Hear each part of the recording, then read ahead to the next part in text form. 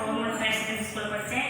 அப்புறம் தூத்துக்குடி காலேஜில் Indian institute of paramedical காலேஜில் சேர்ந்தேன். அங்கே சேர்ந்து படித்தேன். எங்கள் அம்மா அப்பா ரொம்ப ஏழையானவங்க. இந்த காலத்தில் படிக்க எனக்கு ரொம்ப ஆசை இருந்துச்சு. நானும் படித்தேன். அவங்க சொன்னனால படித்து சாத்தூர் கிருஷ்ணகிரி ஹாஸ்பிட்டலுக்கு சேர்த்தாங்க. அங்கே போய் நான் சேர்ந்தேன். அங்கே படிக்கிறதுக்கு ஸ்டைஃபன் கொடுத்தாங்க. அதன் மூலமாக காலேஜுக்கு ஸ்டைஃபன் கட்டி நானும் படித்து அதன் மூலம் நல்லா படித்து நல்லா முன்னேறிடுவேன். பாதி பழகியாச்சு. இன்னும் கொஞ்சம் தான் பழகணும். அடுத்து இந்த வாய்ப்பை ஏற்படுத்த கீதாங்களுக்கு நன்றி. உஷா, நான் கவர்மெண்ட் ஹையர் செகண்டரி ஸ்கூலில் 12th முடிச்சுட்டு தூத்துக்குடியில் இருக்கிற இந்தியன் இன்ஸ்டியூட் ஆஃப் பாராமெடிக்கல் அந்த காலேஜில் ஜாயின் பண்ணுறதுக்காக என்னை கேட்டாங்க. நான் அங்கே போனேன். என்னால் பணம் கட்ட முடியாது அப்படின்னு சொன்னேன்.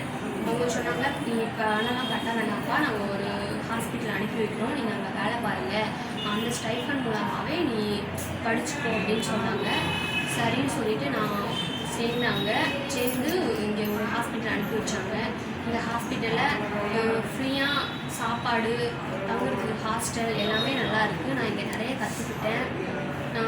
இது இவ்வளோ கற்றுக்கிட்டதுக்கு அந்த கீதா மேம் தான் நன்றி சொல்லணும்.